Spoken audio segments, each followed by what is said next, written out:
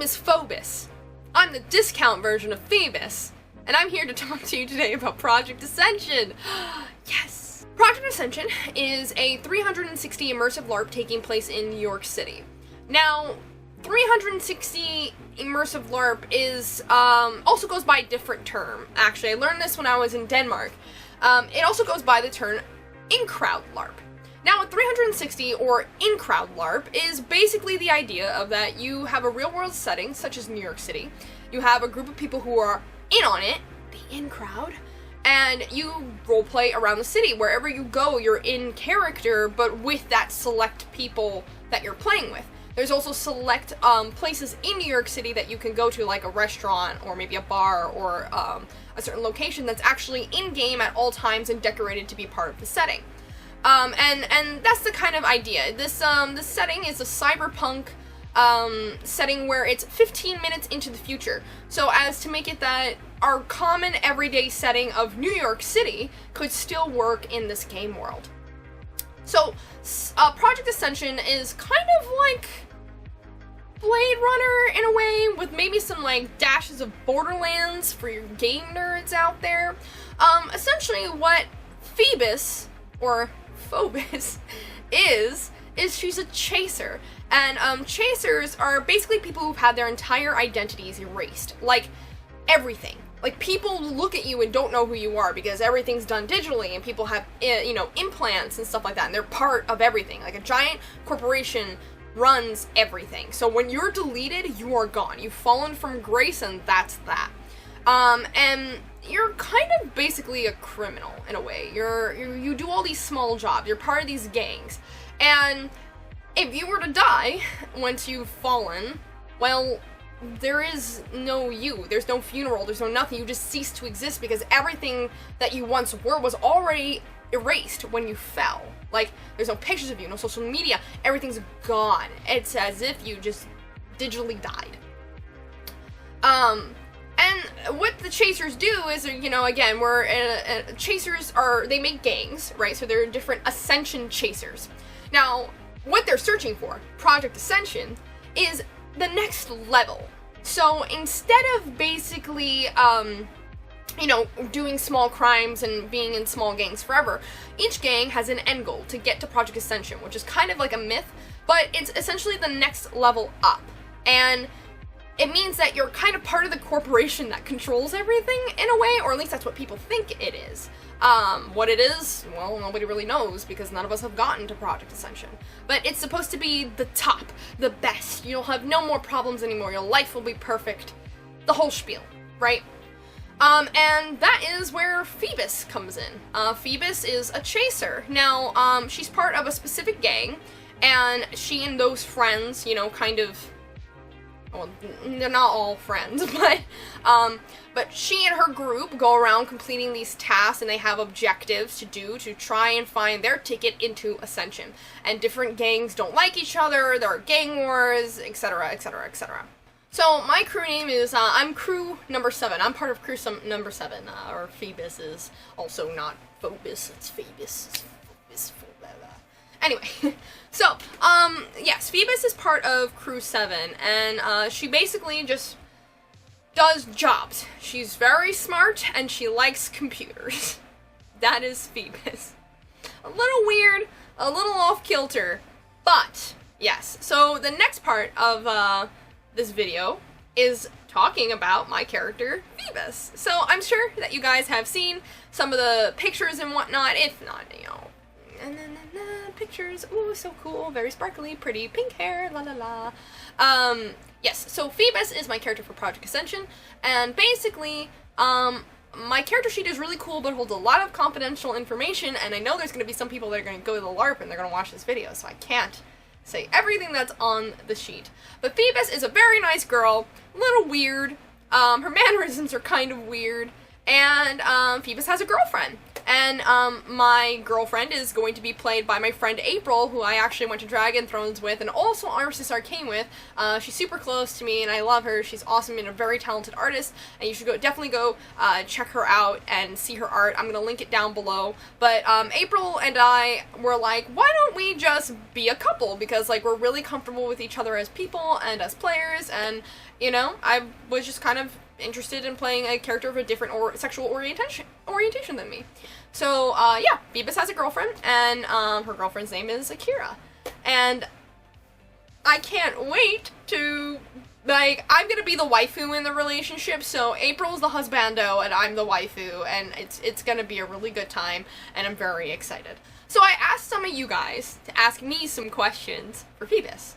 So I, Phoebus, I'm gonna answer the questions for Phoebus, because, well, you know, I'm just really lazy and I look kind of gross, so. How did Phoebus's hair become pink? By the campfire. Okay, so Phoebus's hair was made pink. What is Phoebus's favorite operating system? By Larp sitcom. Thanks, Larp sitcom. Linux. It's Linux. That's the best operating system, is Linux. How does Phoebus spend her free time? By Prince Harlequin. I would say that Phoebus spends a lot of her free time with Akira, and smiling at Akira, and holding Akira's hand, and maybe eating some dirty city dogs in New York City. Yeah. Like the hot dog, not an actual dog. Has Phoebus ever been in love? By Toaster Union. Well, maybe she has some strong feelings for Akira. That's a possibility. Momo O'Brien asked, Mac or PC? PC, obviously, because it's the best. What's Phoebus's favorite game? And this is another one by Prince Harlequin. I would say Phoebus's favorite game would probably be The Sims. Yeah. Phoebus really likes The Sims. She has all the Sim collections. What is Phoebus's occupation or role? By Victoria. So, Phoebus's occupation or role is just she's a crew member. She just does whatever the crew needs her to do. She's good with computers, she's good with technology, and she basically just does that. So, thank you guys so much for asking me questions. I actually really like answering character questions. Like when you guys ask me stuff, or when you DM me on Instagram or on Twitter and you ask me questions about my characters, I love it. It's really cool that some of you guys even pick up on the little details that I do, and I thank you for that. Going into my costume for Phoebus, I kind of wanted to do something a little bit different. I usually actually stay pretty far away from colors like pink. I'm not really a fan of, like, pinks and yellow, like, light yellows, light greens, and light purples and stuff like that. The only color I can say I definitively liked that was, like, light with light blue, or, like, a periwinkle. But for me, I thought, I was like, okay, pink. And pink is something that, like, I was thinking, when I think, like, Japanese, cyberpunk, and, like, anime and stuff like that, I think of, like, Ghost in the Shell, and actually, like, the anime Akira. And all of that aesthetic is very purple, blue, you know, like that vaporwave kind of pink blue. So I wanted to just take that to the next level. And I was like, okay, pink, we're gonna run with it. Pink and white, because pink and white are very clean colors. I think when people think cyberpunk, they think like dark cyberpunk, where everything has to be like gritty and gross and black. But I also think there's another piece of that where you could do like Japanese hyperpunk, or cyberpunk, cyber hyperpunk. It's all weird subgenres, or white punk, where you just use white for all those stand-in colors, and you use a lot of geometric shapes, or things that have, like, body cutouts and stuff like that. So, the bodysuit, and basically all of Phoebus's costume, I just got from Amazon, including the cool color-changing hair. Amazon. It's all from Amazon. And, I bought the glowing piece that you see on Phoebus's chest, that's actually a biking vest. So like, you know how bikers wear vests to kind of let like cars know where they are? There's this really awesome company called Nox Gear, and Nox Gear makes one that just like lights up really freaking awesome colors. Like, it's just super, super cool. So I saw that and I was like, oh, I can make that work for Project Ascension. So basically, I got one of those and it changes colors. It has all these different settings, or you can just set it to one color. And I got these cheap $11 like white glowing gloves that also, of course, can change color. And then, you know, to go with the whole theme, I got color changing hair, which will change. This changes color based on temperature. So I posted a video on my day on Instagram, and it's in my highlight reel, but I'll probably also. But what's really cool about this is that it will change, like, this is its natural colors, like this kind of bubblegum pink, and then it goes into like a super, super, super light pink that's almost white. It's actually really, really, really cool. I have noticed, though, that it kind of, like, it feels different than most synthetic wigs. I think that must be because of the type of, like, fibers it is. But it's a really nice wig, and I got it from I'm Style Wigs on Amazon, and they're also going to be linked down below, and they're really cool, and we're actually gonna collaborate on some future projects together because I love wigs. As anybody knows, or has seen my wig video, I own a lot of wigs. Like wigs. Wigs are great. But yeah, so Phoebus's look, I wanted to take some inspiration from some of my favorite animes. And just combining some of those aspects of like the white bodysuit, you know, that really straight, sleek hair, you know, glowing pieces. Because honestly, Phoebus's costume is really, really simple. It's a bodysuit, gloves, a chest harness, and a wig. But I'm honestly a big fan of it's all about how you wear it. So, I want, like, my makeup look that, if you guys see some of the pictures, is very, like, dewy, soft, perfect. Because, like, I want Phoebus to have, like, this kind of almost slightly unsettling, kind of like weird-esque perfection to her, but yet also not really, but it's weird. And Phoebus is kind of weird, you know? And this is coming from Phoebus, so you know that means something. I'm really excited.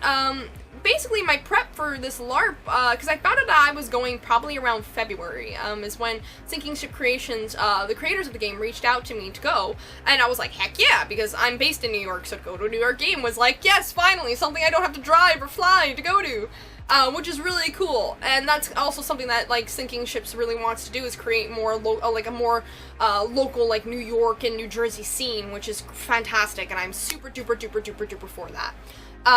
But yeah, so I found out I was going back in February, and honestly, we got our character blurbs probably in about, I want to say, like, end of March-ish, kinda, and, once we got our character blurbs, like, we can kind of get an idea and, like, start prepping costuming and stuff like that.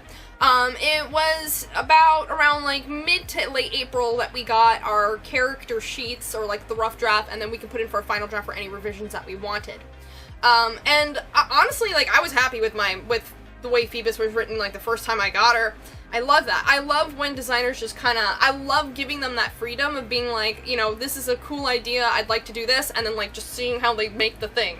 Because that's really cool, and I also really like to challenge myself to play different types of characters. While it is really fun to play, like, you know, my favorite archetype, or my favorite archetypes, I think what's neat is when you kind of have to really see how far you can push yourself to embrace something that's maybe playing against type for you. And I think that's a lot of fun, and in role-playing, I think that's an important skill to learn, because it allows you to be a little bit more flexible, and teaches yourself different skills, kinda. So, yeah, I'm super excited for Project Ascension, and make sure to check out my day on Instagram. Like, if you guys want daily updates, and you want to know all the, like, trash memes I'm posting, and the stupid stuff I'm doing on a constant daily basis, go to Twitter, follow me at Twitter at Raquel Skelling, or follow me on Instagram at Raquel Skellington, or do both, and you'll just so much trash, it's so good. Also, something that's happening this week in, like, 2 days is the Living Game Conference. So, the Living Game Conference is taking place in Boston, Massachusetts, and it's an academic game conference, and it talks about all sorts of things, about roleplay, LARPing, you know, different ways we can improve the LARPing community. I'm going to be doing 3 panels. The first one is going to be on bleed. So how LARP bleed and how those feelings that when a game ends, how you feel afterwards and how those feelings can linger. Basically, how to deal with that and maybe move on for that or learn how to cope with those feelings in different ways. And I'm going to be on a panel with many notable figures in the community that are I think, more talented than me. And I can't wait to actually get to meet a lot of these people and shake their hands, because a lot of them are very smart. And, you know, I think how smart I am could be, it depends on the day and how many numbers are involved. So, But then the next panel that I'm going to be doing is costuming. So I'm going to be talking about my tips for costuming, how I work on designing costuming, what goes into when I design a costume, and what I do, and all sorts of stuff.